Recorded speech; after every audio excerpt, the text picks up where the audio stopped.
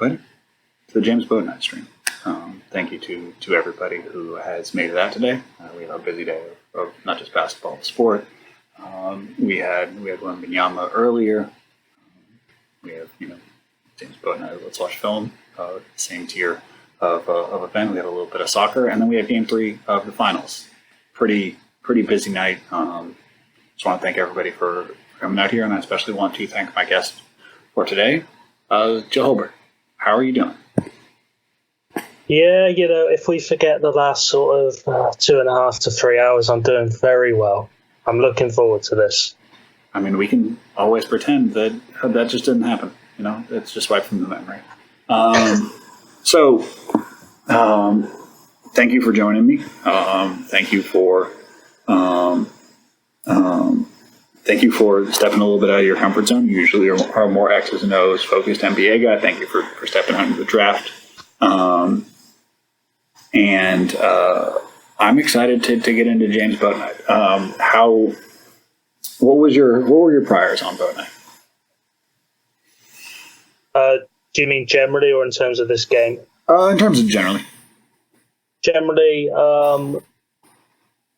I think, obviously, I only watch sort of draft from afar. Divisive, I guess, is the word I'd use, although I guess there's people who would say any prospect is divisive, but it was kind of a case of what he's good at, the step backs. Will that translate to the next level? That was my reading going into the film. And I can see both the concerns and what people are buying into with him from this game.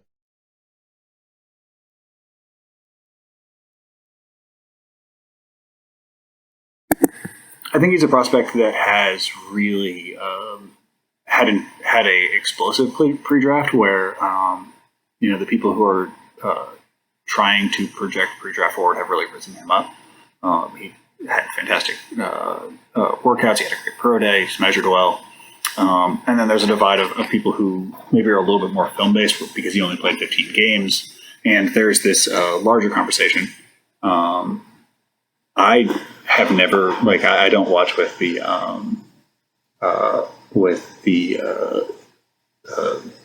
announcers on. It's one of the things that I feel like I miss sometimes. And I've always pronounced it like Bouknight, but not like, but if it's Book Night, I apologize. Maybe a little bit of my California accent. But so I guess we're doing accent chat.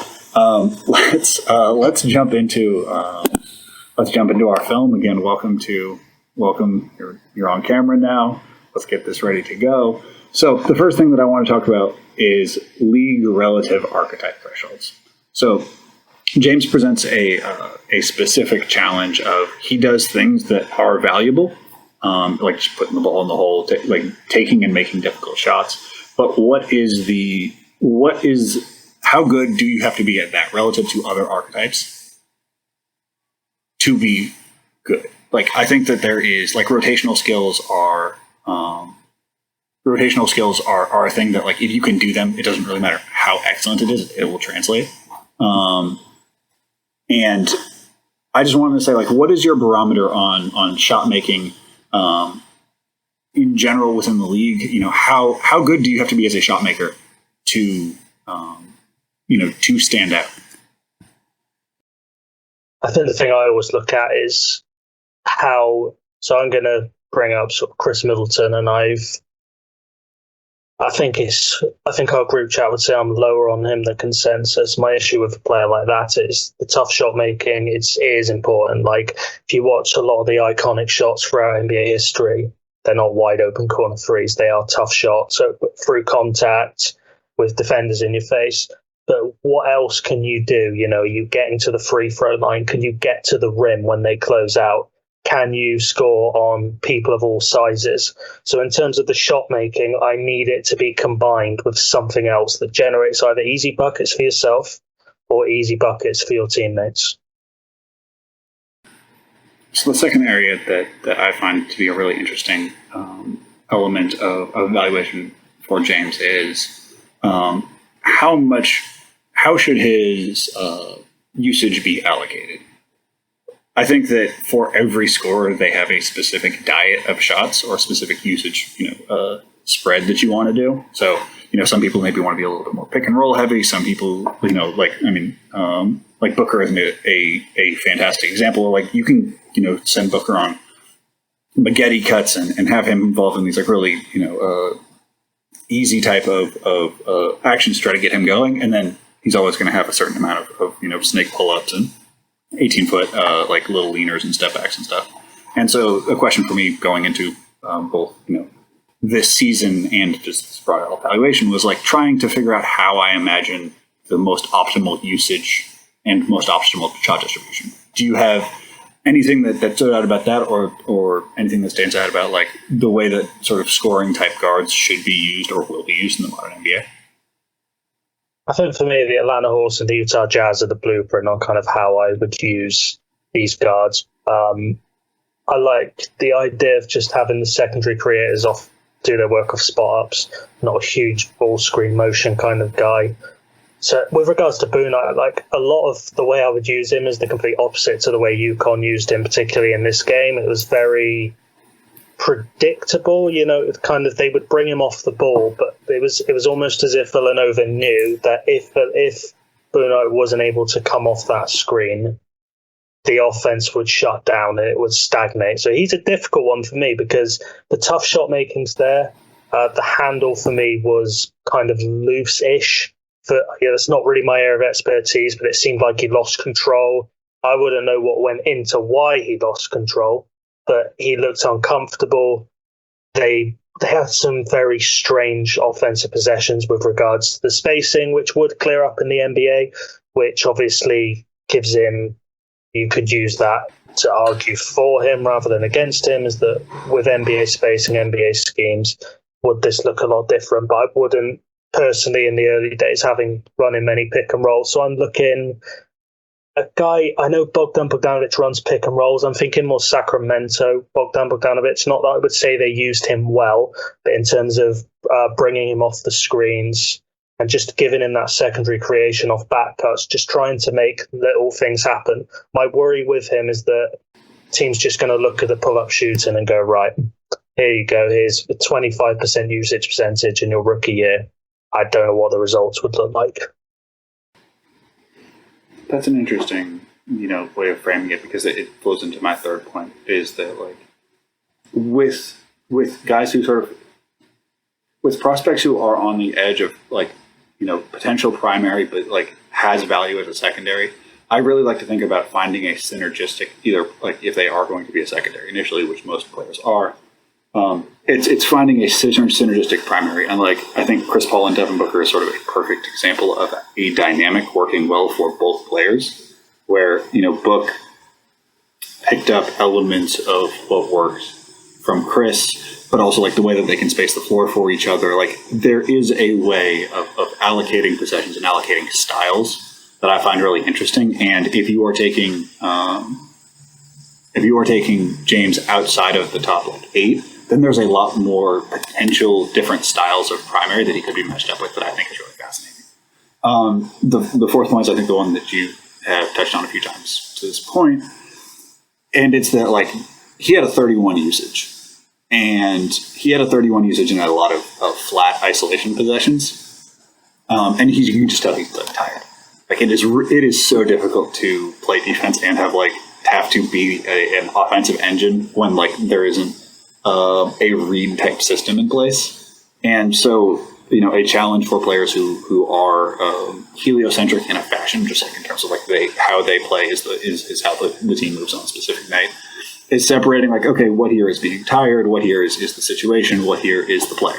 And so a challenge, I think, in this and in many situations, like it is separating context from content. Is any of this ringing true to you? That's the thing my draft work is I don't cover every prospect. I usually pick a few, but point number 4 here is the thing I do a lot, obviously, because I cover the X's and O's at the NBA level. Outside of a couple of teams who, for me, run bad X's and O's, I think a lot of the stuff that's around in the NBA is relatively good. And if it's not, there's at least some form of spacing. I'd use maybe Washington as an example of that, where the scheme's crap, to be honest with you. But there's at least some form of NBA level spacing there. when I sort of watched this team, I just thought this is really difficult for him because it's not just the usage; it's when you dive into the type of usage. It was just a very stagnant motion offense that the wings didn't really help him out. It was just honestly quite painful, the offensive tape in this game, albeit against a pretty good Villanova team, as I understand. But that's the main thing I'm looking at, and that's what makes this quite a hard evaluation for me, because there's definitely a good argument to be made that with proper spacing, proper scheming, it would look a lot different. I don't think there's a single team in the league who would give him a 31% usage. Like, I think that's pretty clear. So that's what makes this difficult, and that's the main thing I try and look at. Yeah, 31 is steep. And then the last one is defensive clarity. I think that because of that usage, because of separating out, what is, just what can humanly be expected when you're having to take so much offensive burden, and like not having, like, when you have a 31 burden, you can't foul ever. If you foul, the team is going to take a nosedive when you're off the court. Just like the team is built for you to eat a whole bunch of possessions. So that limits how much you can infer from his defensive tape. Just because, like, when he's on ball, he leans towards, trying to be safe. And I have questions about, like, what his ideal archetype is. At least I did, I had more to going into this. I feel like I got a little bit more now, but that's something that I really wanted to focus on was trying to separate, because this is the thing that I think a lot of draft evaluators have a different read on. It's just like how much, I don't want to say leeway, but how much margin for error you give the context for some of the issues, and how much of the issues are like, okay, so when, if that 31 usage goes to 22 or 18 or 15 or whatever, you get that energy back on the other end. And, the other way of looking at it is like defensive instincts are defensive instincts. While you may be tired, like, you can still make the rotation properly. And I think that there's a lot of different ways to read that one. How about you? Do you believe that there is a natural trade-off when you simply take less shots? Yeah, I think so. I mean, certainly some of the defensive mistakes I saw him make, you could definitely put down to mental fatigue. It was just like he was kind of losing his head a little bit, just a couple of the lunges he made. So I think obviously, I think that's the key from a developmental perspective, is like, I always remember reading an article on John Wall in Washington that sort of said that because they were so bad for many years, he was allowed, well, I'm not going to say he was allowed to develop bad habits, because that's really unfair, but in the sense that those lapses became more common and more frequent because they weren't winning games and they didn't have other creators to take the burden off him. So naturally, those problems have kind of stayed into his latter career. So that's the kind of type of stuff I'm trying to look at. But I definitely think, I think there were some technique issues on this tape, which we'll get into in a minute, but I'm very much on board with the fact that they will improve. He's not having a usage percentage that he can't hack, basically. We are watching Connecticut versus Villanova. I tried to pick a game that Bouknight played a fair amount, or played representatively in. He did only play 15 games and had injuries. I try to always pick a team with NBA talent and pick a team that presents similar problems to what he will face in the NBA. And I think that this Villanova game is a good example of that. Here we're going to get him attacking in transition. He's attacking a down defender. And you can see that he's immediately reading feet. He's seeing this back pedal. He's seeing that the defender is sort of pushing him even, which means it's just sort of nothing. Like, being even means you can manipulate a defender both ways. He sells his move hard, looking to the inside, so a defender reacts to the inside, allows you to hit the in and out, going out. Bouknight always sells his moves to look like something else. So the in and out looks like a hezzy, the hezzy looks like a T-Mac, and you can just see him get consistent separation because of how he sells moves and sort of his loosey, like his handle is sort of loose, but his selling of moves benefits from that looseness. So another thing that is important and why I picked Villanova is that he's being guarded by 5 people. And he's being guarded by 5 people. And that's sort of the way that things work for primaries. If you are a primary, then your expectation is to be able to manipulate 5 defenders on a string successfully. And so here we're going to get a snake pick and roll. His read here is this tag defender on the weak side. And he has to manipulate this defender to be able to doubt their read. So it could be that they are expected to tag, they are expected to shake, and he gets a step. I mean, his shin angles at times are extremely impressive. He's able to find the steam and go out. But the shot that he gets is one where everybody's in a reasonable rebounding position. He's extended out, and this isn't a particularly threatening shot. And so a thought I would like to keep in mind is that, the expectation is being able to make all 5 defenders think, and that's sort of the line for primaries. If you're a secondary, you don't have to do that. It's a benefit. And early on, I think he may have some struggle with manipulating multiple layers of defenders. Does that ring out so far for you, Joe? Is that what you're seeing? Absolutely, yeah. That was something I definitely noticed on the film. It will become easier when he's got better spacing, a better coach. Something I noticed with the UConn guys, which I will get into a bit later on, but the players don't relocate well. It's almost as if to me that they've got this idea of what spacing looks like, but sort of especially out of some of the set plays they ran, they didn't relocate after. It was kind of like, right, the first read of the set's gone, now we're stood in our positions, now what? There was no multiple layers to the offense, which didn't help him, but I think he is going to struggle doing that from day one. Yeah, and again, it's a unreasonable expectation to be able to manipulate defenders at once, but it is just the standard of the NBA. That's why we talked about thresholds. That's why we talked about, the level of usage that a player, really needs. So here we're going to get a set that UConn runs a lot. They have the guards, clear up to the opposite block. Then they have one guard, the first big who's at a pin down, go get the second big, and they flow into either an open action or, a handoff. They try to space well. I mean, Villanova, I say, has modern ideas. The spacing isn't always super modern. And here we see what I would say is some of Bouknight's both positives and negatives. He's really trying to tune into where he should be on the court. He's, I would say, similar to Giddey in that he's in the right place really often, but he's also not always trying.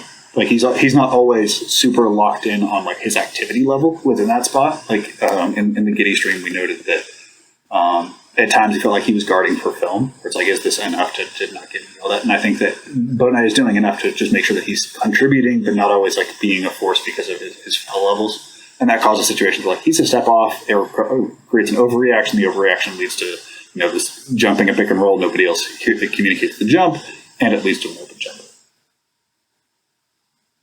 Yeah, for me watching this one, he's in the right position. It's good.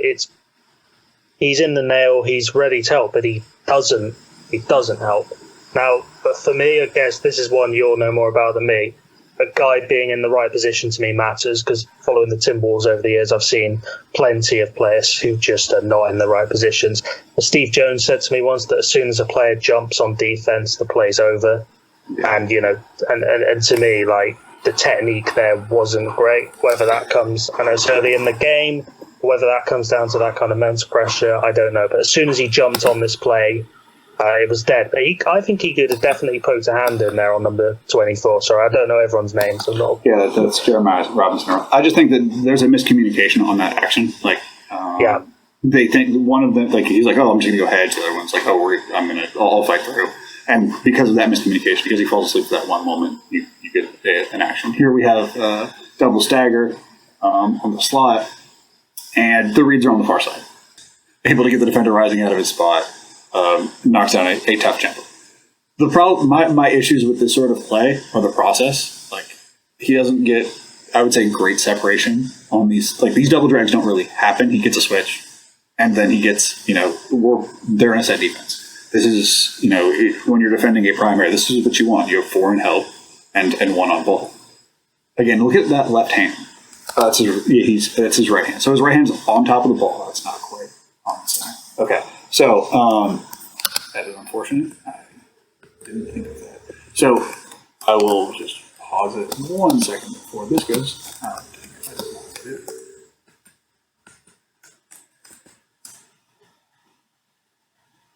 Thanks for bearing with me.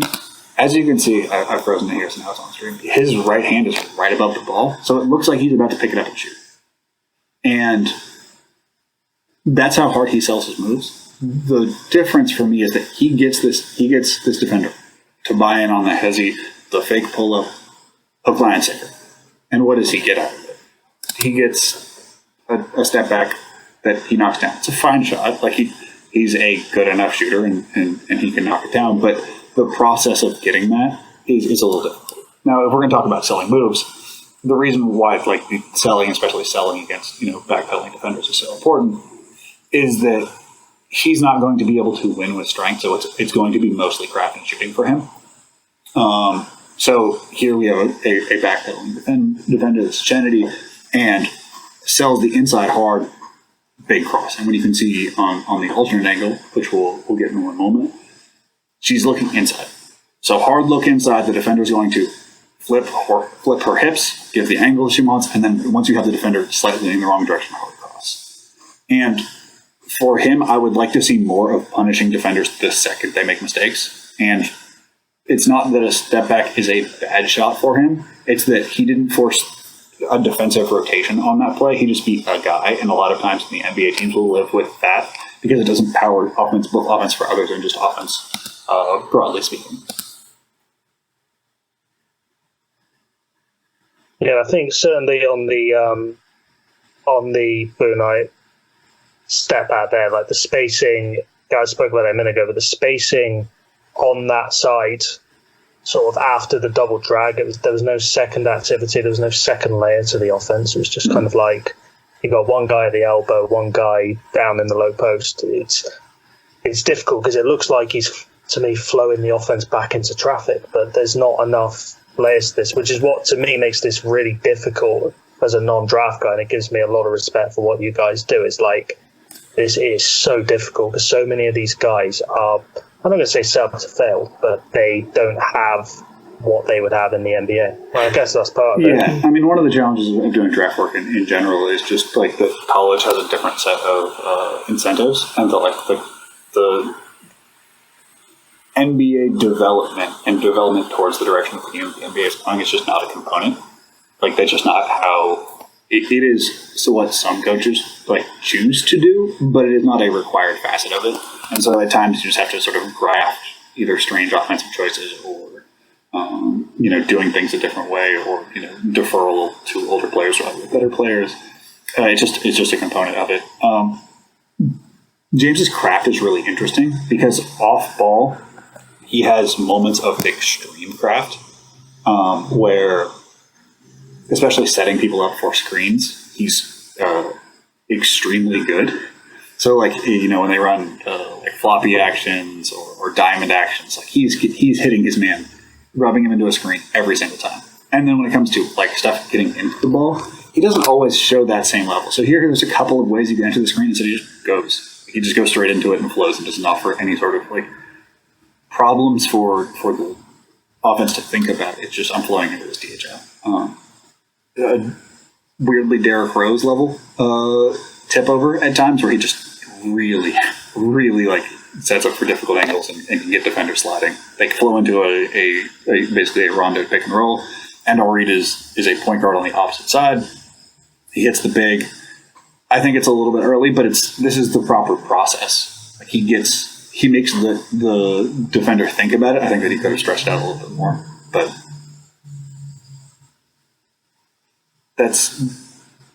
there are moments of extreme craft, but then there's connecting the parts of extreme craft together that I think are going to be the focus for him on his rookie contract. I think this possession in particular is one of the very few times I actually saw him hit the big on the roll. I don't know if that's something normal with him, but he missed, for me, a lot of reads, especially with the way Villanova defended him. Whether that's that he doesn't trust his teammates, I'm not sure, but it's definitely like evident that there were flashes of craft in this game. This is one of the clips that I almost sort of listed, but this wasn't one of those. Like it's almost like, to me, it's like a predetermined read. He kind of was already thinking, I'm going to go into this action before he'd actually read the defense or read the floor. Yeah, to me, I just don't think he punishes mistakes enough, like on the fly. So like if you had to say whose fault for Villanova is this pick and roll coverage? You want to say it one more time? Yeah, what about that, sir?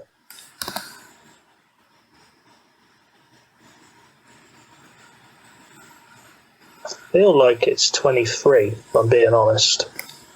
Yeah, I would agree. That is the big. So this is a type of drop coverage. And I would just like to talk about identifying drop coverage for a little bit. So I think that on the internet, it is very easy to blame bigs for drop coverage when it's not there. When you're playing any under coverage, the job of the guard is to reattach and make some sort of contact with the guard. I mean, Drew Holiday in his younger Pelicans and earlier career was absolutely just fantastic. He would fight over, the big would have some angles to take away, and he's able to reattach and ideally reattach in blind spots where the defender can't see him. Let's talk about what bad looks like, where the guard never reattaches. And if you want to know whose fault it is, well, it's the guy who doesn't ever get there. And to us, this looks like, if you've seen this play, Porzingis gets killed. But the reality of what's actually happening here is that Porzingis isn't at fault. He's getting put into a no-win situation by a guard who is simply not fighting over a screen and just dies. And so, while our eyes go towards the ball, the person who's at fault is where all the arrows are pointing. Because Porzingis is just trying to hold long enough for him to fight through, and he never gets back. And so, yes, he gets dusted by one of the greatest ball handlers ever, but he gets dusted by one of the greatest ball handlers ever because his job is to hold Kyrie for half a second. And in that half a second, the guard is supposed to be back. And oftentimes we blame guards for that. Let's look at a different situation. Here we have a pick and roll, over the top. Whose fault is this one? This is the big's. The big is far too high. The guard is reattached. And we can see that one person did their job in this and the other person didn't. And especially in playoff basketball, it's really easy to watch the ball, but without recognizing that, this is a broader ecosystem, and that as you start to drift, if you are in a drop coverage, especially a downhill drop coverage where you're pushing the defender towards the screen, if you do not reattach, it's your fault. So, I'm not saying this because I am a big-sized person. I'm saying this because, if I see another person on my timeline saying that Brook Lopez is bad at drop coverage, I'm going to rip my hair out. And I just needed to get this out now because I have a captive audience who thinks that they're here to talk about a fun, interesting draft prospect, and I just needed to get there because there's going to be some draft coverage in this one. Okay, here we have a fun get set. They run a back screen into a DHO. The big here disconnects so that the guard can get through. I've talked about when people go under, you have to immediately punish them. The guard is reattaching. You can see that feet are really close together, so Bouknight is going to just gas as hard as he can, get downhill, and that's the amount of separation he can get on stops and starts.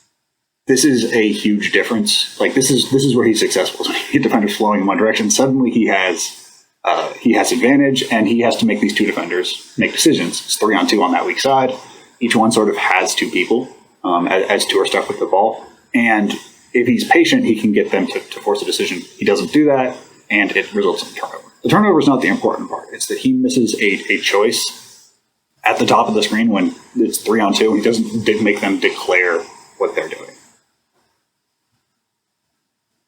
Yeah, on my notes here, I've written that this play was just them losing advantages over and over again. Mm-hmm. But the jab step was nice, but I think there's a good argument to say that if he played the first part of the play properly, he might not have had to make that move. If that makes any sense at all. Yeah. And he wasn't at all patient on this one. I feel I'm looking for guys to hit the roller there. He's just no manipulation. Again, number 44, I'm not 100% sure. It looks like he's kind of trying to pinch to me, but I don't know if that's the best move. So there's a little bit of context going on. But They lost multiple advantages on this play. Yeah, I mean, this is not ideal spacing. This isn't the dunker spot. It's not the corner. It's sort of just floating in no man's land. But this is still for two people covering three people, and that's a win for the defense. And forcing a defense to show its hand is a victory. So I think that there are elements where there is good. Like his ability to create advantage at point of attack is real. I just want to see him be able to seize that advantage a little bit better. Like Shea is really good at the second he gets advantage. Like this is a downhill example, but like he is immediately forcing a second rotation because like when you beat somebody, like, defense is going to panic. That's your moment to strike. And at times I feel like Bouknight doesn't always do a perfect example of that. Like again, I'm using an all-star and a fantastic young player to make an example, but it's the idea of just getting that processing time slivered down because there is advantage creation there, and that's like where his upside is. But getting the time it takes to go from advantage to advantage seized lower and lower is, I think, one of the biggest areas of improvement for him because he certainly has the tools to create like that. And this is one of the things that's cross sport to me, like, not to bring football into this because it's a basketball stream. That's why I love watching Riyad Mahrez dribble the ball on the wing, because he seizes the advantages as they're coming to him. He's not a reactive dribbler. And I think those same concepts are relevant to basketball. You've got to, as Shai did in that clip, as they're readjusting, as they're rotating, that's when you strike. Don't wait for them to recover, like force the next move. I think that is something that, growing up playing football, that's something I've been able to sort of apply to basketball. There's a lot of similarities that I kind of use in my processes. Yeah, and here's an example of him immediately seizing. So here we get a switch, and there's two quick defensive mistakes. The strong side help is not really, like, it has a moment where they look to their man, they're not seeing man at ball. And the weak side is one, they're instead of being towards the midline, there's no 3 seconds at college, so you get a lot of variance on how far over a help side defender itself. But you can see the top side help side defender is all the way over, and he's not looking. So this is I've taken this snapshot the moment he realizes he has this advantage and a switch against JRE, and so he's just going to hit the gas. And this is, I think, we can see that everybody is in a pretty conservative position, and it's able to immediately result in advantage. And this is where I think he's done disservices by the context, is that he gets a sliver advantage and shows off a great amount of craft. This is a goofy foot finish. So, growing up, you're taught to take layups like there's a string from your elbow to your knee, and your right hand goes up, your right leg goes up. And that works until you get a shot blocker knows how to time people up. They see 1 step, 2 step, they jump. A goofy foot finish inverts that and says, well, you plant with the first step and jump on the same foot and the same hand. It used to be called the wrong foot. That's a pejorative language, and it's gotten to be so successful that you can't really call it the wrong foot when, NBA All-Stars are consistently quick timing, 7'2" dudes. And here's exactly what James does is quick time, first step inside hand, inside foot, gets it out, and this looks like a position where the help side can punch it, not even close. Just does not. He is so expecting that second step, he doesn't even get off the floor by the time the layup is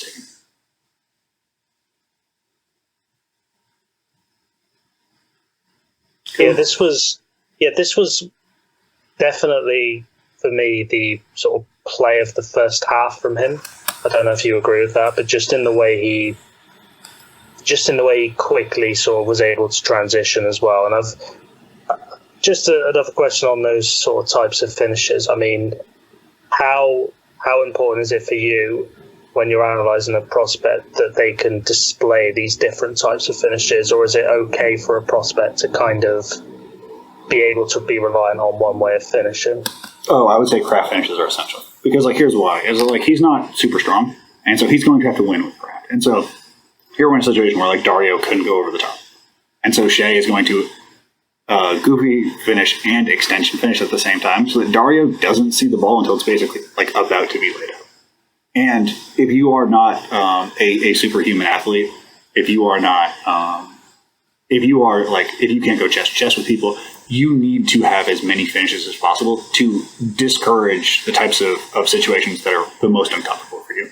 So I would say that craft is super important, especially for downhill aggressive players, because it shows that they can exist in different contexts and they can exist, adapting to new inputs. So we talk a lot on this program, and generally in life, that perception action coupling and finding the right craft finish for the right context is a huge developmental indicator that like a player understands what's happening. Where it's like, oh, this big is coming at this weird angle, so if I use this finish, they won't be able to get it. Versus if you're just doing the same thing over and over again, like eventually, what happens if that doesn't work?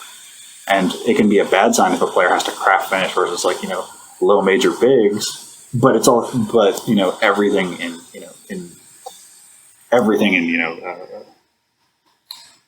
an amount can be good or bad. Is really what I'm trying to say. I consider it a positive indicator just for development and craft, but there are circumstances where I've seen too much craft be a problem. That was certainly a early Sharif Cooper concern. When he was a junior in high school. Yeah, this shape finish is so great.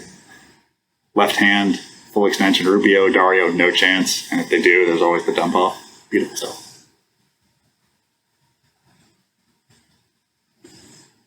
Here we go, pick and roll. We're watching him off ball. You can see he's like he has an eye for both.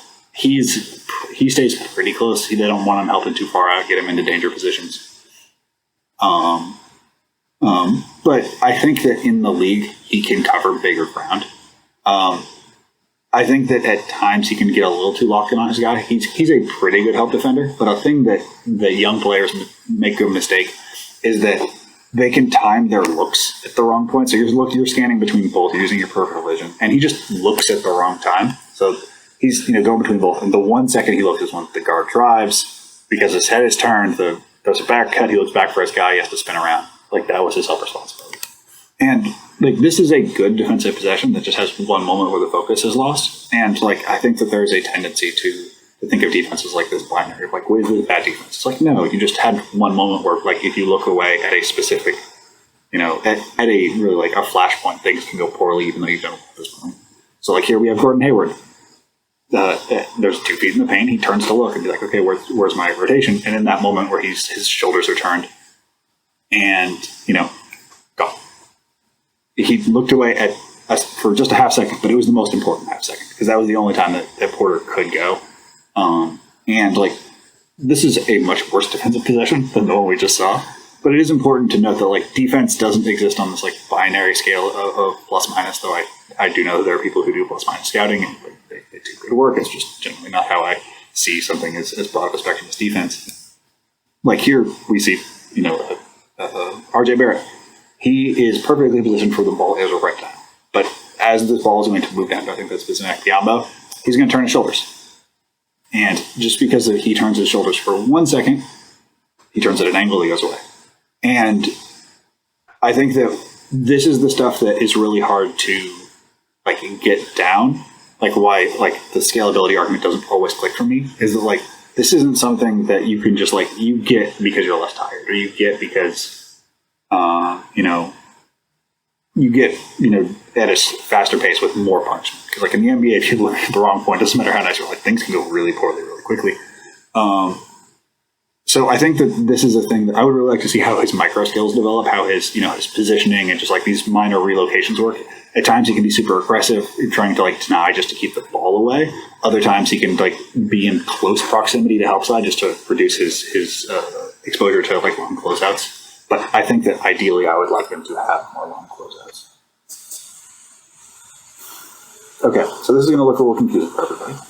This is the an off-ball screen that I had talked about earlier. So I just drew some of the potential routes that a scorer can have.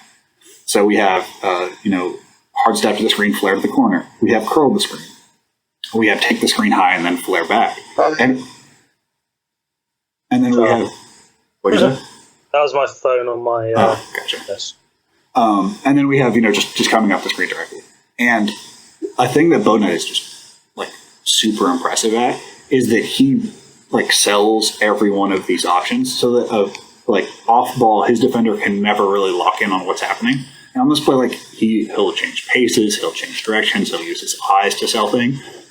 And this is one of the things that like I'm the highest on for him, particularly is because like this is a huge part of what I want his usage to be, is just letting him be a creative off-ball player within screen situations, and then having it flow into a tilted defense catch, which is partially what happens here. So I know it looked initially confusing, But, we're just watching 3 and we're watching, Bouknight displaying the options just to appreciate, these are the things that are going through a defender's head. This is what they're seeing on a possession like this, is like having to worry about all these. Because if you get curled for a dunk, like, you're probably getting out of the game.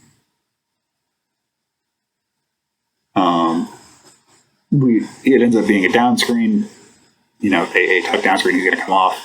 You'll see that the defender gets bumped and has to take a wider route. There's advantage. The advantage gets lost. We flow into a pick and roll. Now, I would love to see the same tact that happens for the first part of this play here. A lot of times he just flows into actions, or he'll reject hard, but there's not, a twist into the pick and roll, or in and out and then cross back. It just goes out the pick and roll. And, that same craft that exists off ball, I would like to see in intro to pick and roll actions, because making this defender think as much as they do in the first half doesn't happen in the second half. Yeah, I noticed a lot of their set plays were honestly, and I guess as a college coach, you'll just look for your best weapon, but it was kind of like this way. It was just someone else sort of standing with the ball and just having all these different screening angles. I thought in particular Sonogo for UConn actually reversed the screen quite well. Like he had a good game as a screener, something I kind of try and look at in prospects and just in NBA players in general. But I think on this play again, we spoke about earlier, it's kind of he has an advantage, but then it's lost, and that's the difficult part. It goes back to point 4 at the start. You getting the sort of context down as well, because there's some plays where he loses the advantage. There's some plays where his teammates just simply aren't good enough, so they lose the advantage. Yeah, and as always, if you want to study how to keep advantages, make sure that defenders hit screens. Find an old point guard. This is a Jarrett Jack respecting place. Those G League tapes are a testament to his ability to get dudes to hit screens. Again, we're going to run the same sort of flow set. This time they run a counter, and you can just see his processing off ball is good, and then there'll just be moments where it's just working. He's moving well, but you can see that he's kind of hunting. This is his his over the top responsibility. He's kind of there. I think he's more trying to menace than he is trying to actually get it, preventing the idea of something rather than being present for if that lob does get burned. But he's clearly he's thinking about angles. He's thinking about possible passes. He's thinking about where he needs to be in position. There is a lot of really good underlying indicators. It's just if somebody did throw this lob at the end, he would not have been there to get it, because I don't think it was ever his intention to really jump for it. The activity is definitely there, and the positioning at times I felt in this game was a little bit over aggressive, but I mean, obviously you've done a lot more draft work than me, but I kind of like to see guys do that off ball. I like to see guys experimenting, trying to get into different positions to disrupt the game. I thought this was generally the way I see it. The intent is there. The technique isn't always. We saw with the closeout at the start of the game, but the intent to be a menace and to make things happen on defensive end is there, and that's definitely something that I see as translatable. Yeah, I think I'm not trying to say the intention isn't there.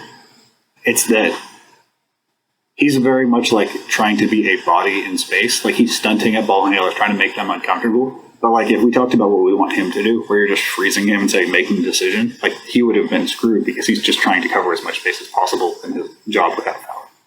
And so, I think that it's a little bit of Potemkin defense of just a guy being I have a lot of usage. I do want to be impactful, but I can't really put myself into some of these situations. So just trying to front I'm really going to go jump and block this shot, or I'm really going to go dig super hard for the steal. But he always pulled out before he gets himself in a situation because they just can't the next foul. So here we have I think the central idea of him. We have a set defense. The defender is pushing him away from the middle. He's looking down at that right foot. He jabs. He gets the defender to flip his feet. Now the defender is saying, go middle. So at this point, the possession's kind of open. He gets an amount of separation. They're in sort of a soft 2-3. I think it might be a matchup 2-3. But he's going to take a step back. So he gets a step. and then gets a step back. But as we can see, like aside from JRE at the top of the key, like the defense isn't really compromised. And this is the quality of shot that he gets. This happens to miss. I don't find that to be particularly meaningful, whether the shot missed or made. It's that the threshold to take and make this level of shot in the NBA is super high. Like this is, like they don't let, if you are a pretty good tough shot maker, you're generally just not allowed to take them. You have to be excellent in that particular role.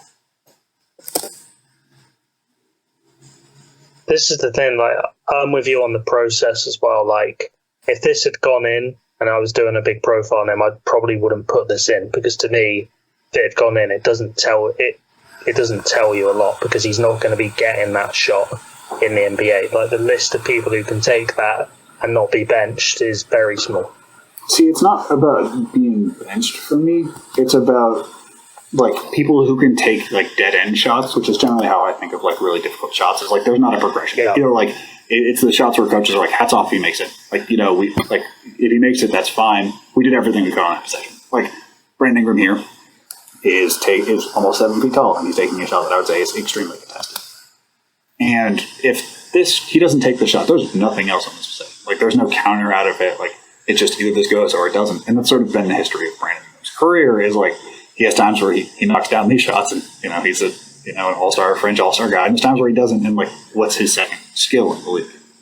And it's not to say that like Brandon Ingram is a bad player or that like this archetype can't be successful. It's that like the dudes who generally do this job are either just like elite grift players, like Lou Will, or they're guys like Brandon Ingram who like probably might have too much usage and need to actually like take a little less usage and scale down to try to take a heavier defensive burden.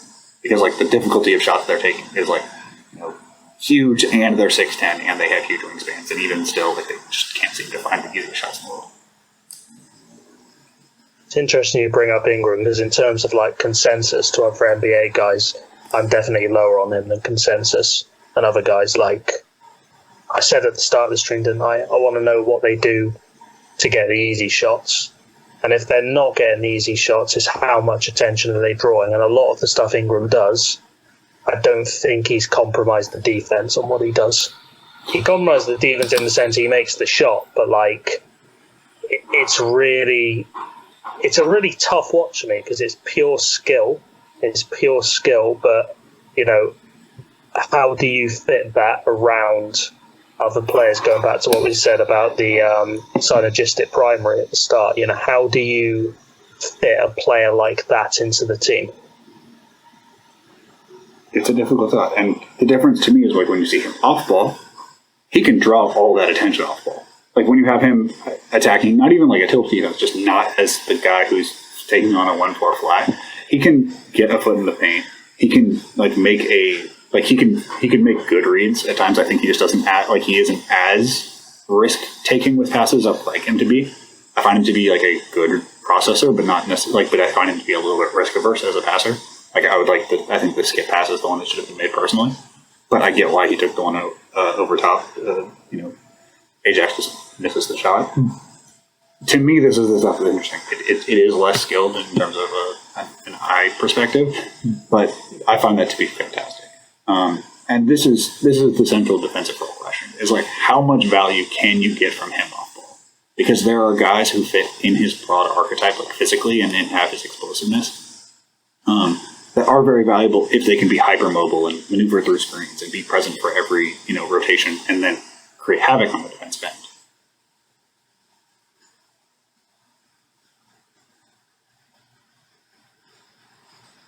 Well, in terms of him, I mean, what kind of is your answer to that question for Bouknight, or do you not have one yet? I mean, it sort of depends on how high you're willing to take him.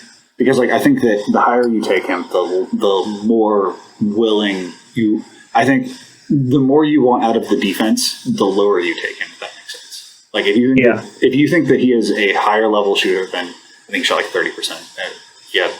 A pretty rough back 2 months, but like 15 games is not a meaningful sample, and it's pretty difficult to infer a lot of shooting incision from the amount of considerable jumpers he took and the amount of hand grenades that he took. If you think he's a better shooter, and you think he is either a primary or a 1.5 or whatever, like you don't necessarily need a ton out of the defense. If you take him lower, like this question becomes more essential, and you need him to at least be a positive havoc guy, which I think there's good indications for. Like I think there are really good indications. I think that like somebody that I would certainly show him a lot of film of is like Dante DiVincenzo, who's the answer to a blind Twitter poll I put on, where like Dante gets tasked with the responsibilities where he covers two guys and he's trying to bait, he's trying to bait this pass over the top. And Giannis is there to prevent it, and his responsibility is just to force the longest pass possible, able to close out the space and attack it. And like this is a 1-to-1 match to like how the movement skills of James work, and I think like he doesn't necessarily have the strength yet. That's something he's going to need time. But it's certainly an interesting, like when you watch him fly through screens, like this is something I can very similarly see James doing is are able to get the contact and disrupt the game. We're not sat in there talking about Brook Lopez being terrible. It's just like, not to bring that up because I know that was your rant, but I've got the same sort of things. Like if you have legitimate disruptors, and I guess this is where the low usage will come into it, because I think the likelihood of Bouknight being a 25%, in that 25 to 30 range and being a disrupted defender are minimal. So it's like the landing spot for me is pivotal in kind of what I can see, because I can see the intent on defensive end too. Again, the technique isn't always there for me, but I think that's something that could definitely be refined with time. Yeah, there's certainly something there. A thing that does always bug me is how deep his catches are. I know it's not necessarily his proclivities, but for somebody who does have at times issues with advantage seizing, just starting your possessions so deep is really difficult. One of his biggest flaws to me as a driver of offense is how much strong side digs give him problems. So I think that there are two simultaneous problems happening at once. Neither one is particularly difficult, but they're both meaningful. And the first one is reading. I'll have to highlight this. I did not put this in the diagrams. Is reading this defender, figuring out usually for pick and roll this is a roller, and then reading these two defenders are sort of working in tandem. There's going to be some.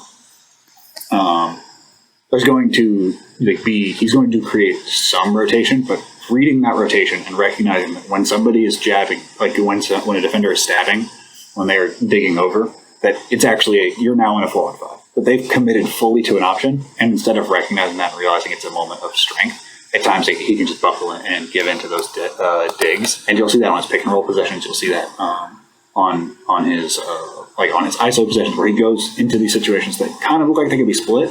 But what I really see is just not recognizing the possibility in dig defenders. So here, strong side dig.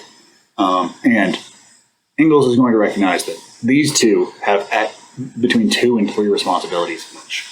So he's trying to see what are they going to do. So Luka sits still because Luka has some tendencies defensively. Is that fair to say? Some tendencies. Top side defender goes to tag because they don't want Gobert getting it done. So that means that it's now a foot race between whether the topside defender sprints back in time or Luka X's out. And you have a win because this defender dug. They're out of the play. You're not going to get additional rotations out of them. They made a hard commitment. It simply doesn't matter because you just got them out of the play. You got past their one moment of effort, and now it's continue to dig. You have to kick out strong side, or you have a 4-on-5 weak side. And these are the things I would like to I think are the next level for James. Is just that strength, that point of attack, and recognizing when people come after you, that's the sign that you can really punish them for being aggressive. It sort of goes to is it smarter to double people who are really bad ball handlers or strong ball handlers? Because there's a level of ball handler where doubling you does not work. And I would just like to see more of that. Here we see Booker do something similar, where if Layman stabs, that's Ant's rotation. Ant is not. They're not going to communicate that. They can do the help over. And what Booker's just going to do is just Euro through, finish him over the top. Because there was a moment where, like, if he picks this up, this possession screeches to a halt. But it's a one-on-one with a big, and this is a situation we've seen over and over again. Again, NBA spacing versus college spacing. But just want to see more of the recognition that strong side digs are a moment of weakness from the defense, not them adding more pressure onto him.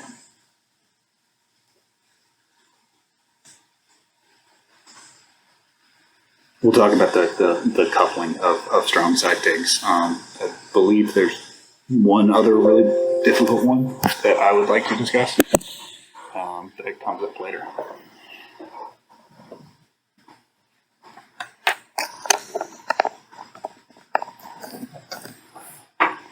Okay, so the last example we have is this is a Zach dig. This is a pick and pop, but it functions as a pick and pop.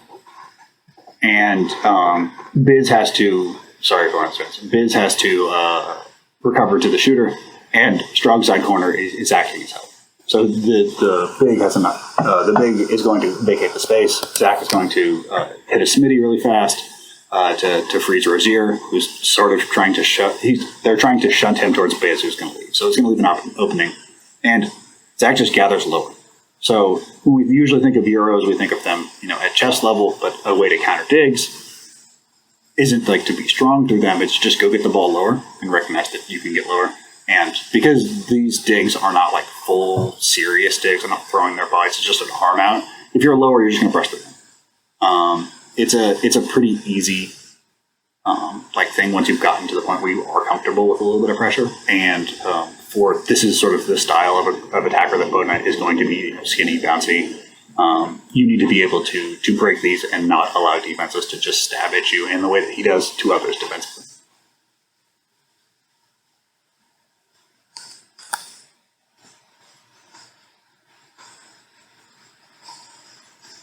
Yeah, this you meant I brought up Ingram earlier, and yeah, this feels very Ingram in terms of processing. We have an ISO, defense is set. I think he takes a shot the defense is fine with. It's a good shot, but it's just not it's a good shot for him, but it's also a good shot for the defense. Yeah, and I saw a lot. He's not doing it as a counter to certain coverages. It's very much like he just makes mind that, yeah, we're going for this pull-up jumper. Yeah, I don't know if that's coaching, because at times it felt like they were just coming out of action. It's like, okay, here, if they do this, do that. Yeah. Which is a thing that guys will do. Here we get a nice flow into a pick and roll, and again, strong side stab. He doesn't hold the defender on the weak side accountable for this tag. He has him. I also love the fact that he sprints for his life back. That is really encouraging to me. Just he has a number of those little things that wouldn't show up, on the stat sheet. That defender is guarding two people, and he's allowed to. But that does not hold that weak side defender accountable when he has two really dangerous options. Again, I love that he sprints for his life back, but there has to be the holding of strong side defenders accountable when you have advantage. Here is Joe Ingles with a fairly hilarious one. He's going to get the steps. Now it's 3-on-2. And the option is between a great finisher, a great shooter in the corner, or Ingles on a layup. And by putting those defenses in those moments where say, okay, you pick, and I'll take whatever you give me. Whichever option. Are you going to help off? Are you going to help off Bogdanovich? Or are you going to help off Gobert? Yeah, you're here, but you can finish through it. On the weak side, if he has a moment where he freezes and says, okay, pick. You want to guard the shooter, or do you want to guard the roller? That possession ends up differently. But instead of freezing there and freezing that defender, he tries to keep attacking, and it results in the dig. But the dig only happens because he didn't freeze the defender, and they could overload on pressure.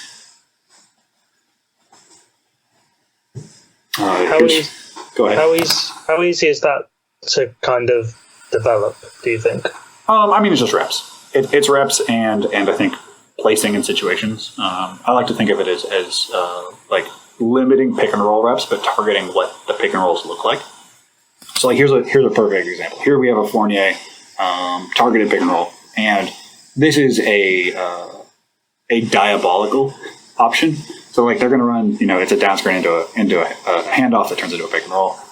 He puts Ant in jail, but the purpose of the jail dribble isn't to keep Ant back there. It's to say, hey, Josh Okogie, you got two choices. You can stick with Jason Tatum, or you can go help on this lob. And that's the decision that he has. And like, to me, this is a pretty easy action to get to. Like, you can target this for James as much as you need to.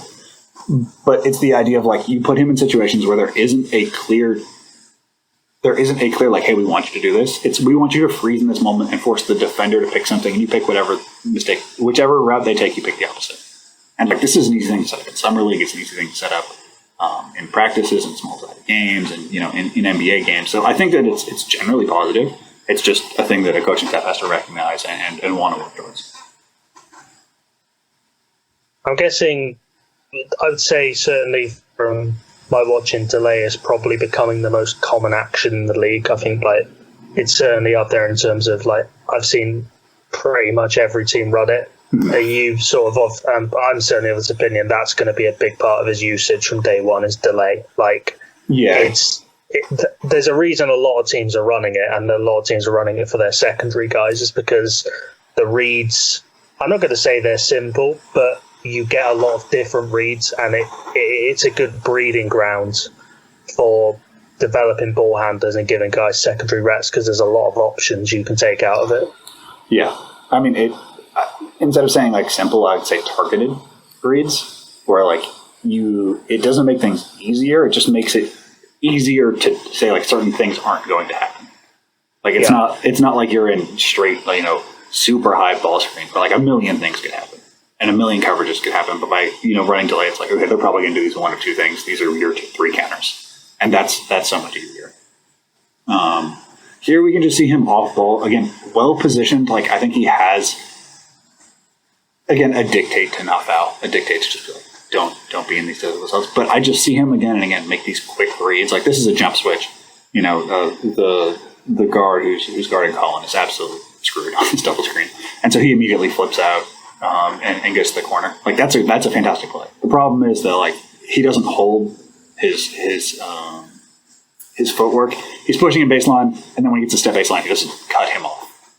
Like, there are elements of great foot speed. There are elements of like really quick thinking, and even when communication breaks down, which is like, I think the biggest difference between college and pro is just like college doesn't talk as much or as effectively or as quickly. And in pros, like, you just see so much more communicated, especially like on good teams than you do on young or bad teams. So I think that there is a lot here. It's just going to be, going great first half of possession, tough second half. And is that because he doesn't want to foul? Is that because he's, maybe not as good at holding position versus smaller guards? Questions that need to be answered.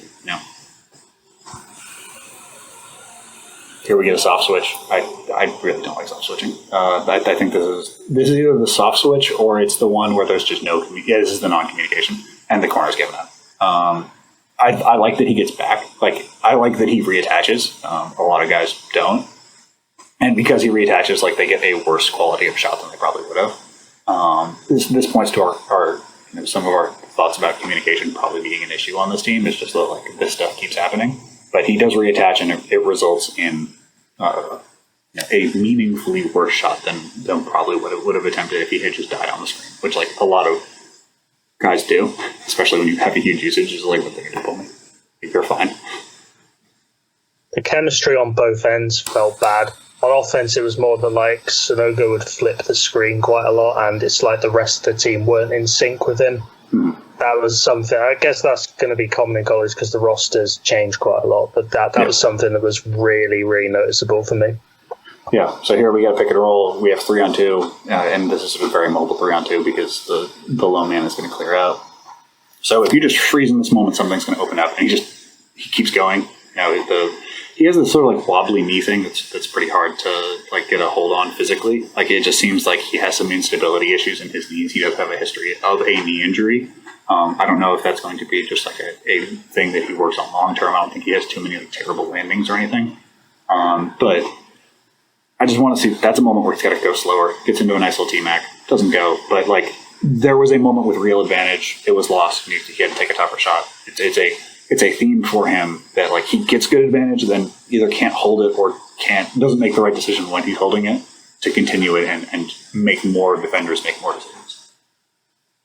And this is the thing with the kind of step backs. Like, yeah, it's a decent look, but obviously looking at this possession, I look at the whole possession, and to me, they were, I would say, on the possession, like there were multiple opportunities for other people to score.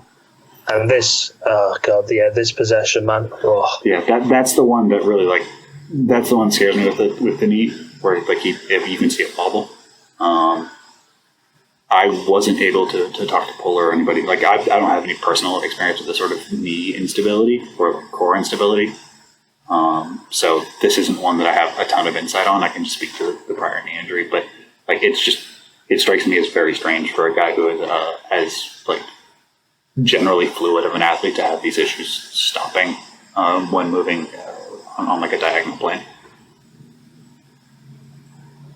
And this possession here, the one just gone, I'm looking for him to attack baseline here. On the keep. I think when he just loses his footing, he just gives it up. He probably has it, but it's just one of those maybe we're overanalyzing this and he just slipped or something. But usually people don't slip or whatever and then immediately start attacking again. That's a pretty rare one. I'm willing to give it. I only included it because it was a question that I had, and I kind of wanted to lob it up and hope that maybe somebody had a better answer than me. Here we get a fine tag responsibility, and then this is going to be one of the wilder closeouts you see. I think I think we get 3 X-outs on this play. So offensive rebound, the point guard misses a layup. Jackson is going to take the first one. Then across court, I think that's Cole takes. Then we have a diagonal from Gaffney, and then Bouknight is going to sort of trail the first 2 and then get to the third. He ends up jumping, but just the processing of okay, I'm here. Maybe they don't communicate. He fights the second one. The second one is already there. He fights the third one. It's a good rotation, even if it just needed to be communicated a little bit better so that he's making the third one directly, because he still gets there. A lot of guys who wouldn't. Again, I like the coverage spacing. I like him in this hyper aggressive role. I just it's going to involve a usage decrease to get there, because this is a lot of ground to cover. He just doesn't cover it, quite in time, so he has to jump, and when he jumps, team gets it over. The intention's definitely there, and the process is as well. Yeah, and the ability is too. Intention is fine and good, but you see a lot of college players who are intended to do good things and just don't. All right, here we get a spread pick and roll. This time he does it. This time he is staring at that small defender, or that low defender, and he's saying pick one. Because he can throw this diagonal pass, especially with his right hand.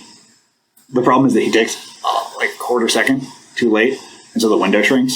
So as time goes, this window gets smaller, and he has to throw it to that right side. As time goes on, if he throws it to the right side, it gets smaller. He throws it a little too close to the left. Again, I'm not going. He makes the right read. He just gets it out of his hands a little bit slow. It's positive and everything except for the execution. But I'm definitely, this is one of my favorite plays that he has, even though it on court shows up as a turnover, just because the processing is fantastic. He makes the read, he makes the style of read that I want, and he gets there by thinking about the rotation progress. Yeah, that was proactive pass. Mm-hmm. That one, it was just a second late, but definitely the proactive nature of it was there. Yeah. I also to me this is the sort of play that should have been snaked, and it just strikes me as what happens when a guy is tired and is working on a late shot clock situation where he gets down, pushed towards the flat area where there's help, and I would have liked to see him go back either middle. Again, this action's really not executed well between him and Andre Jackson because of that execution. Just go rescreen it, go work it again. Because Jackson leaves too early, they don't get any kind of separation. Both guys are with him for a moment. It's just there's a lot of stuff in this that when we say separating context from content, it's difficult to assign. In the NBA, the one guy is usually doing his job, or one guy's doing his job and one isn't. Or if neither of them are doing their job, it's the coach's fault. And then it's you have clear lines of sight on how to allocate the responsibility. And in college, it's just so much more difficult to separate. There is certainly an element of this is his ideal role, but on a team, there is a point guard who's taking, instead of taking his usage from 31 to 20, and he's getting all that back on the defensive end while staying in the same defensive archetype, which is this, but fight like crazy to get some extra steals and really disrupt defensive passing angles. Because he can do it. A thing that Ash is a mistake all the time is they'll run UCLA screens to get guards post-ups. Usually the Big East just has stocky guards. It's just a fact of life. And he loves to pull the chair on them, but not just pull the chair, wrap around and steal it with the other hand. So he forces the middle, and then the minute that they go for the Mark Jackson, Kyle Lowry back down, he's like, okay, cool, and just swings around, swipes down, and gets out of here.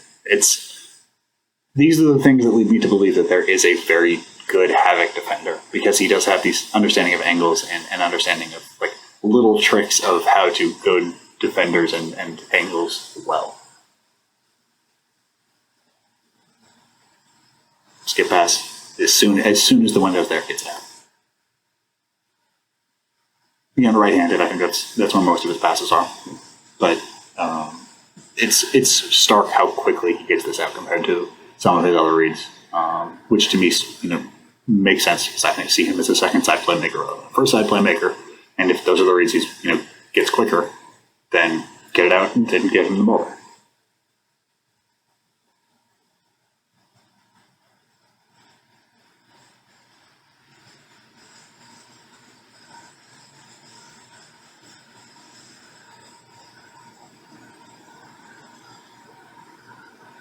Here we get a switch on a hammer screen.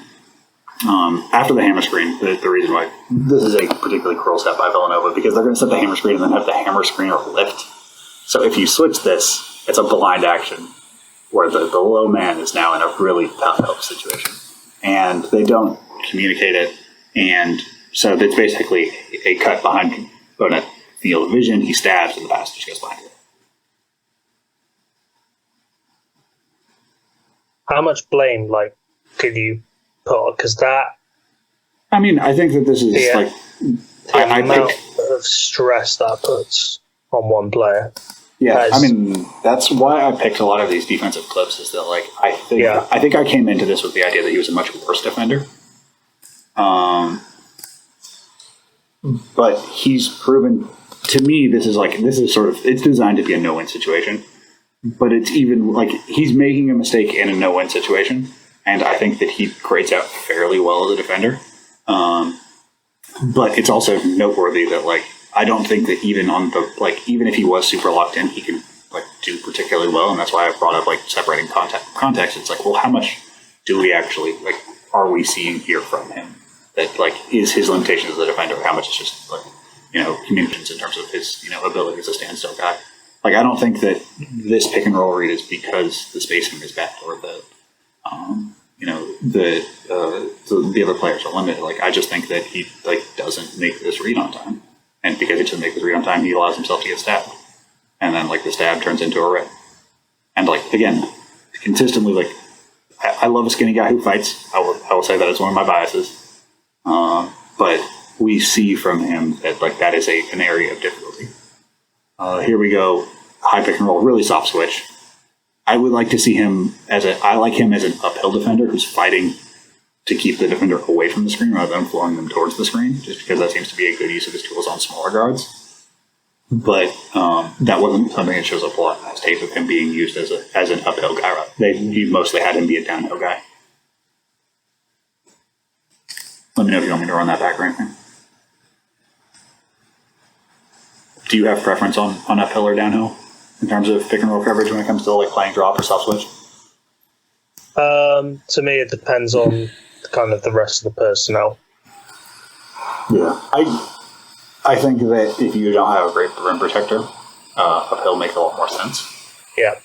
Just again, we're talking about fouls and usage and communication stuff, but the idea that he is a plus point of attack defender for college in terms of physicality, his physical tools. So trying to leverage that by pushing him to a side, trying to fluster a college point guard, to me makes a lot of sense. And I think that he can do it. I think I'm more comfortable with him guarding smalls than I am with wings. As an archetype, but we will talk about that in a second. But yeah, there's a lot going on here. Okay, so league relative threshold archetype. which is a fancy way of saying if you're going to be a shot maker in the NBA, you have to be an excellent one. Do you think that is his archetype? Do you think that he could be more than just a combo guard or a scorer?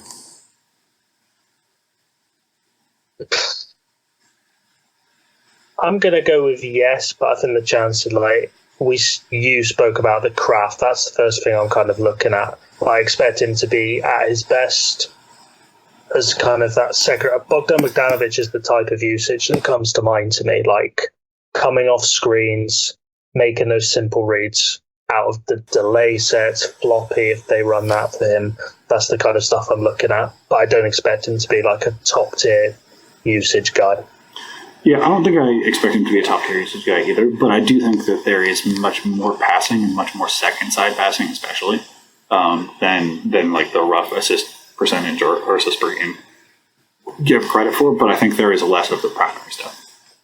So more secondary playmaking, less primary, and I think that he doesn't necessarily need to be a plus shot maker in like the Lou Williams brand, but it's certainly going to be a element of his usage diet. So you said Bogdanovich. Like, do you think that him? Like, to me, the chief element of Bogdan's like usage is spot up shooter. Is that still what you would hold for James?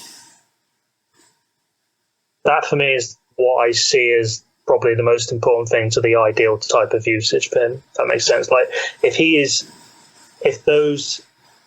you use him on those spot ups, to me that's the type of playmaking that I'm going to see the best results for him from. See, for me, I didn't put any shooting clips in here because like he seems like he's going to be like a above league average shooter, so like 38, 37%, like pretty easily, as long as you don't make him take a ton of off the dribble stuff. And there's just not a way of, because he missed a lot of UIPL, he missed half this year. There's just not enough sample to really like get a great feel for it. But I do feel like he's going to be at least league average shooter. How comfortable teams are having him catch and shoot is going to be pretty important. I think that I would rather have him with having more playmaking duties than catch and shoot duties on the second side initially, because there's less basketball played from him. Like that's a concern. Like it's not Poku level where he just hasn't played minutes, but it's a concern. The next question is finding a synergistic primary. So do you off top, like again, I like to think of this as draft agnostic, like what is actually happening, but just in terms of player development and thinking philosophically. Do you have a sort of playmaker you would like to sit him next to? Just thinking about his development on his first and second contract. Doesn't have to be a guy. It could just be a style of guy. I like the Kings fit. I'm going to be honest. I don't know if other people do, because obviously that's if you're running him, Fox and Halley. But I think in terms of when I'm looking at the type of guy and the type of team that I want him in, the delay set is what comes to me, because he can make those quick fire passes off those reads. That for me is the ideal thing. So I'm looking for a team that runs a motion based offense through the big men. That's probably not quite what you were asking me. That's the kind of thing I'm looking for. I think I think that Sacramento's an interesting fit, because they also they can take as much playmaking or shooting as you really want to allocate to him. Because they can divide shooting among a lot of guys, and they also have two natural playmakers. So it's an interesting fit from that perspective. How did you feel? This is a pretty, I would say, difficult thing by draft standards. I'm sorry for throwing this one at you, but how did you feel about the context? And how do you feel? If you had to give a number about how much? No, that's not. What's the best way to phrase this? How comfortable do you feel with saying that you're evaluating James Bouknight versus you're evaluating his context? I feel like I'm definitely evaluating. See, I came into this thinking I was evaluating the team, but obviously from what you're saying, I think the thing that hit the nail on the head for me, there are a couple of days where you said, yes, the spacing is bad, but he can still do better. So I think I've come a little bit full circle and realised I was probably evaluating him a little bit more. Like, though the spacing was bad, he still missed a couple of reads, and he still And on the defensive end, just because his team were in rotation, he still was able to make impactful plays. Yeah. And then the last one is defensive clarity. Do you have any, what is the archetype you are most comfortable with him guarding? Is it on ball? Is it off ball? Is it, point of attack guys? Do you want him guarding bigger frames? Do you want him guarding quickness guys? What is the general archetype of guys that you would like him to guard initially? I like him point of attack. I think that's going to give him a chance to really show that. I noticed that a couple of times I used the word intent. You didn't.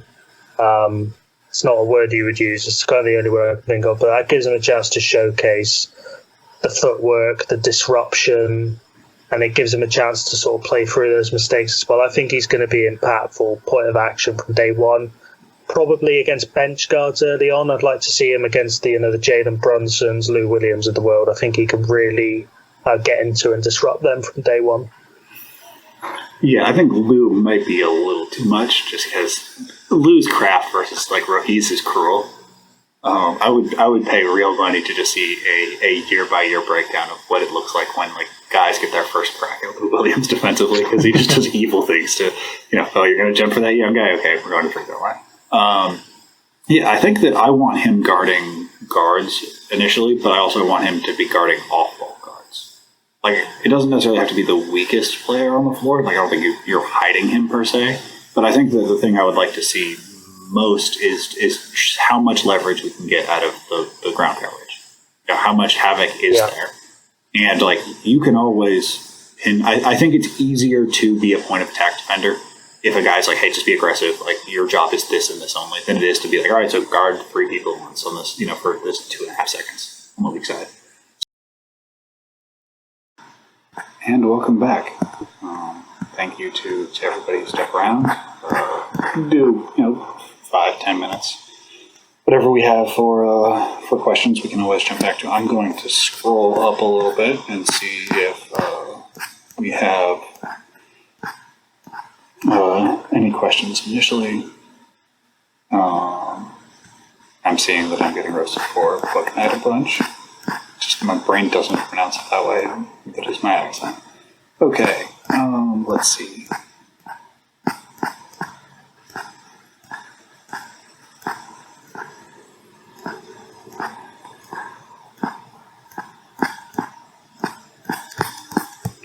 Okay.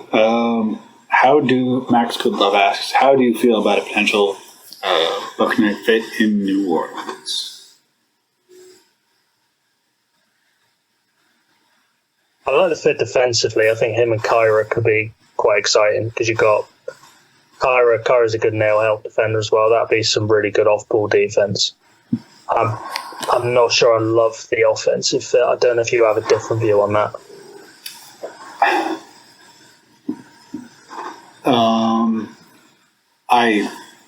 I think it could be a really good fit.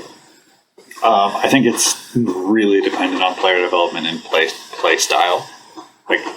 Him and Lonzo is interesting. I guess I could. I think him in year 3 is really interesting in New Orleans, but the development to get from rookie to 3rd year, where he has the playmaking reads, where he can really flash that first step, that might be a bit dicey. I also don't know if he helps them with their short-term goals. I think the fit is probably good, knowing, Fred Vincent being a miracle worker and the general outline of player they want. That fits. I'm just not sure if it fits for New Orleans' visions of how the next 2 years go. Francis asks, with Bouknight and Josh Christopher, which player do you overall have more confidence in learning how to seize advantage notably better? I'll answer this one first, and I'll say that I feel better about James because I think that a lot of Josh is going to be able to have advantage sort of created for him with McGetty cuts and his slashing ability. He's not going to have to make something out of nothing, and that's being able to create against a flat defense is the promise of what Bouknight could be eventually. Bouknight. I'm trying to say it right. I'm hesitant every single time whether I'm saying it Bouknight or Bouknight, and I cannot hear those. I think that the theory of JBT is that like he does do that, and so I think that they're different archetypes because I see Josh Christopher as almost entirely an off-ball player, except for like maybe some second where you're just trying to test the limits of his game. Does that scan with you? I don't know if you watched the Josh Christopher stream. Yeah, I'm pretty much on board. Okay. Yeah, I'm pretty much on board with what you've said. Next question is from Francis. Despite now viewing Book as a classic primary option in the NBA, do you believe that forcing responsibility early on in his NBA career will ultimately improve his skills for later or for a team? So I think that there are certain types of processing issues that players, like, you want to give them as much responsibility as possible. I think then there's another style of player where you want to give them as targeted of responsibility as possible playmaking, and I think that James falls into that latter category where you want to give him, exits, you want to give him Chicago's, you want to give him Miami's, you want to give him, these flow actions where the defense is already adjusting and he's simply capitalizing, and you're like learning how to turn that minor advantage into a major one through decision making. And to me, for a player who has like a lot of creation skills but doesn't necessarily have the sinews that connect those skills, putting him in situations that force that connection seem really important to me. I don't know. Do you have a different philosophy on this one? No, I think you've hit it on the head. For me, it's the type of responsibility. So it's kind of what types of sets he runs. So I wouldn't want him somewhere like a JV Bickerstaff offense. I know we've spoken about his offense before, PD, where it's just kind of one read and then it's just so stagnant. And I like the idea early on. I love Miami and Chicago actions, Miami especially, because the defense is already thinking before you've even got the ball. That's what's key for me from Bouknight. So I'll tell you what, I'm slaughtering this pronunciation as well, I would imagine. I might just have to call him James, but that's... I mean, look, I've long wanted mononyms to take over basketball culture. So, maybe this is a movement towards it. Shout out mononyms as a concept. We're just two guys with accents trying our best. Okay, the next question is from Halbridius. What degree of difficulty is it as a development staff to improve James's reads where you feel they need to be? So how hard is the job? And if he does make these developments, how long do you think that development curve takes? Do you want me to do this one? Or you want to take this one first? I think you go first. That is a very tough question. Yeah, shout out to the chat for always for not letting us get away with, like, do you think he's good? No, you just want to know, like, so, how exactly does this map out? I appreciate it. Yeah, keeps this exciting to do Q&A. I think that it's not really that difficult. I think that finding the team that it makes sense for is. So, like, Sacramento's a fantastic example. Like, Sacramento has a primary and it has a secondary who can do primary functions, but like does not necessarily dribble a bunch, but can do primary like things as a secondary without really using usage. So like it's pretty easy to mold your like tertiary or secondary, like in James in this circumstance, to that like player development and play usage situation, because you have a player who's concrete, a player who's really malleable and can succeed in a number of different ways, and then you have a rookie that you're sort of trying to shoehorn into that circumstance. On the opposite end, you have New Orleans, where like everything's pretty weird, and like it's hard to add more weirdness. And I think that there are more teams that may not have the ability to dedicate entire actions and dedicate building out fundamental understanding within an offense, because so many other players are doing either corresponding or sort of like antithetical concepts. Like if you have a point guard who's learning like high ball screen reads, like you can't then flow that into a Chicago for most teams, because you just want like that's a heavy you have a 50% decision maker on ball. So I think that the answer to the first question in long is like, it's not the most difficult development, but the situation can be harder to find than you think. And how long do I think that development curve takes? 2 years. Year 3 is usually like, again, with him, you have to assume there's some growth that is really low hanging just from missing quite a bit of youth basketball because of injuries. So I think that probably accelerates it, but year 2 is probably where I would say you could start to make meaningful inferences from the decision-making process, like after the All-Star break to that 3rd year. I haven't got much to add on that perspective. It just hardens my kind of want in Sacramento as that fit, because it's really easy to imagine him just out of, keep bringing up delay sets, but it's just easy to imagine him being able to grow within motion offense where you haven't got other players who are having to be taught certain things. That's kind of the big thing for me. Yeah. Bobby asks, how good are the players we're talking about with James and Josh Christopher? In theory, I'm having trouble wrapping my head around James being a top 10 guy, where the guy we're talking about really feels more average in terms of value. I think that the top 10 value comes from having a really a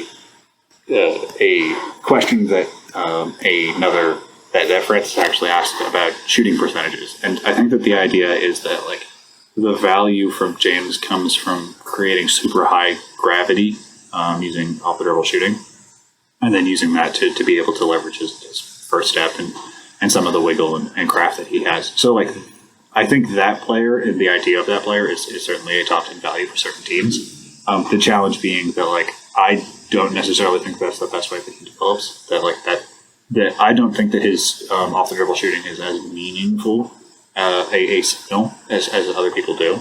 I also think that like it's not that his archetype isn't valuable; it's that his archetype is just really hard to get extreme value from.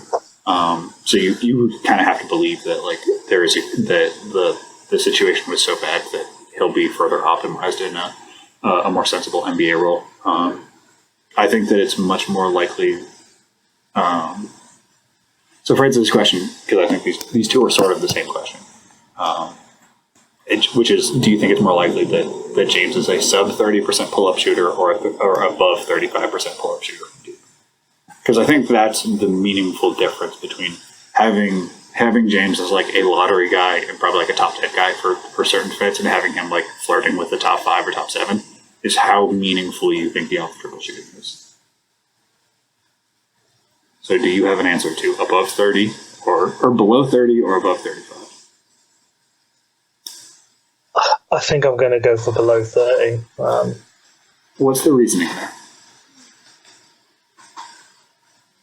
I just don't know, like, how much is a team going to kind of invest into him being able to develop and sustain that skill at high enough volumes for the improvement to come? That's kind of what I'm looking at. So I have the same answer, but I have it for a different reason. So I would say the answer is below 30, because I think that the teams that have really good development staffs wouldn't put him in a situation where he takes a bunch of off the dribble shots. I think that to me, the off the dribble shooting is a later in career development for him when I'm thinking about just order of operations and the ways to get meaningful contributions from him beyond what he can currently already do.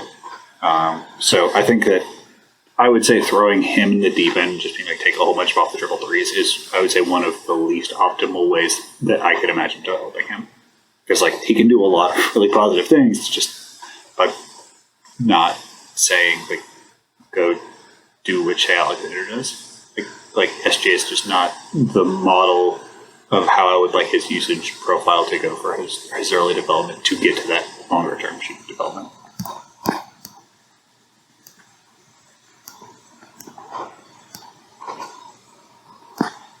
Okay, let's do 2 more and then we can get out of here. Because I know we are, because of a elevator-based delay, which is unfortunate.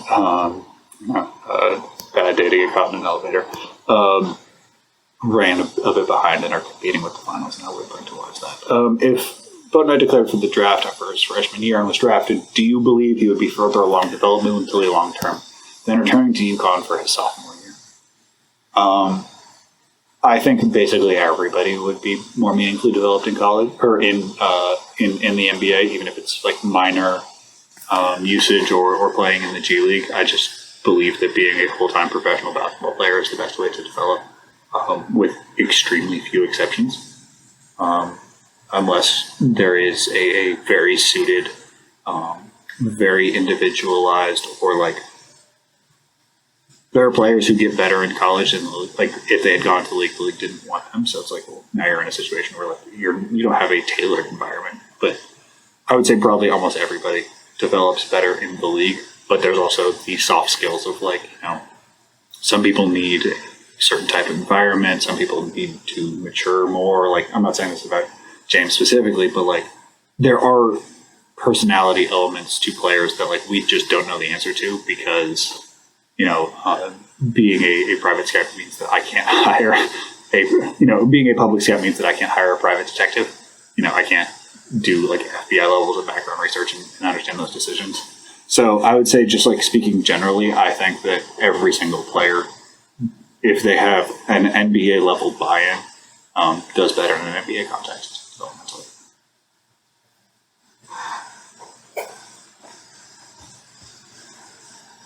Yeah, I would second that. I think the spacing, I don't know if brought spacing up, but the spacing, the scheming, the level of coach you'll be around, the fact that guys are invested in your development, just to me is the best way forward for him. Okay, so we have the last two questions that I think we're going to do for today. The first one is from Francis. Do you believe Bouknight would be a great dunk contest participant? Yes, I think that he has that sort of like in-air dynamism that really like shows up well. I think he might be a better dunk contest guy than like catching bodies guy. Like not that he doesn't translate the games, but just like he's skinny. I think that he's probably better at that, like the acrobatic aspect. I think he's going to get a lot more dunks, like dunking by people, where he maneuvers out of the way, like hangs longer than them, and then like puts it on their head, then going through them, just as no virtue of his body. But yeah, I think he would be a great dunk contest participant. Yeah, I was going to say, I think he's going to be probably a better dunk contest guy than he is actually as like an in-game dunker. Yeah, it just generally the guys we think of as in-game dunkers. Though I will say, if he plays off ball, that does open up a lot of pathways. He is a 2-foot guy. Like, Ant-Man magically got better at dunking on people when he went off ball. Like, I think that this question may have been clouded a little bit by context. I will admit to that. All right, and our last question, I guess a fantastic question to finish out on. Is James Bouknight a high floor prospect in the actual sense, and not in the the overly doofy way we think of that? Which is to say, where high floor guys tend to be thought of as high field, just good enough athleticism guys, the draft Twitter favorites, that have broadly been debunked. So, do you think him as a high floor guy versus a high ceiling guy? Yeah, I do actually. My mind wasn't made up fully until we started this stream, but I think the passing off of secondary actions, the off-ball defense is something to work with. Like, I definitely see him as a higher floor prospect than I did a week ago. Yeah, I mean, if we are throwing out the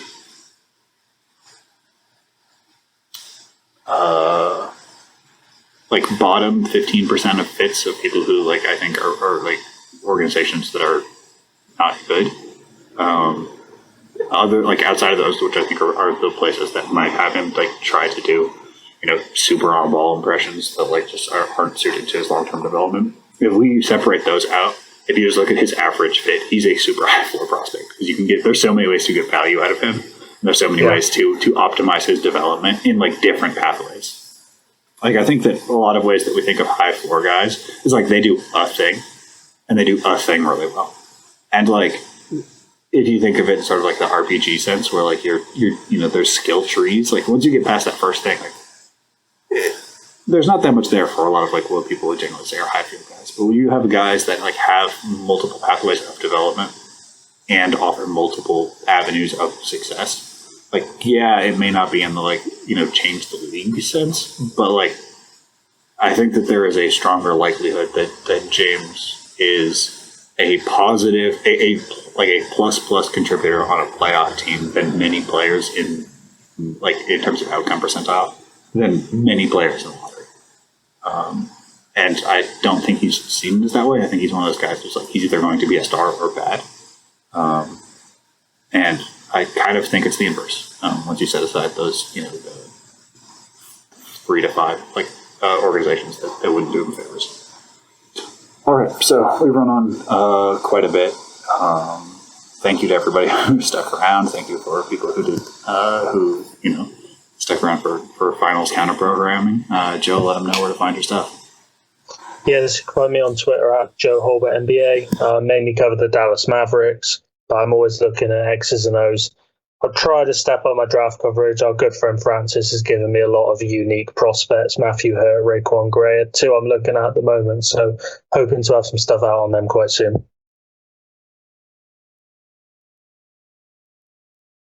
Absolutely. Make sure to check it out. I mean, it's deep dives on X's and O's, which are honestly my favorite genre of thing to read about. It's the thing that I miss most from having to be like a 5,000 feet up in the air guy, or 10,000 feet, or whatever the saying is that like you just miss, seeing, week 5 there's one set of counters, week 10 there's another set, and you've added a twist on it, the second half of the season, and now you've inverted the set the last 3 weeks of the season. That's the stuff I miss, and it's really I really enjoy about your coverage is catching those those little coaching minutia, those little wrinkles that get thrown out. Thank you to everybody. This is one of our last streams. I'm trying to fit in as much as I can. Trying to get writing done as well. Have some pieces coming out in the next couple of weeks that I'm excited about.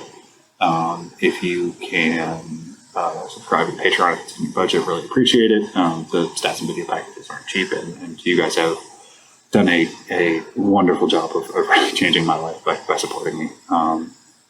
If you would like to learn more about the FIBA U19 results, there is a 3-hour-long stream about the 10 prospects who got, me, Robel, Ignacio, Jake, Brian, Zais. That was a lot of fun. I'm going to actually try to do another one next week for the semifinals and finals. And I think I have a stream this Tuesday on a prospect that will be revealed in the next day or so. So thank you, everybody, for sticking around, and have a great night.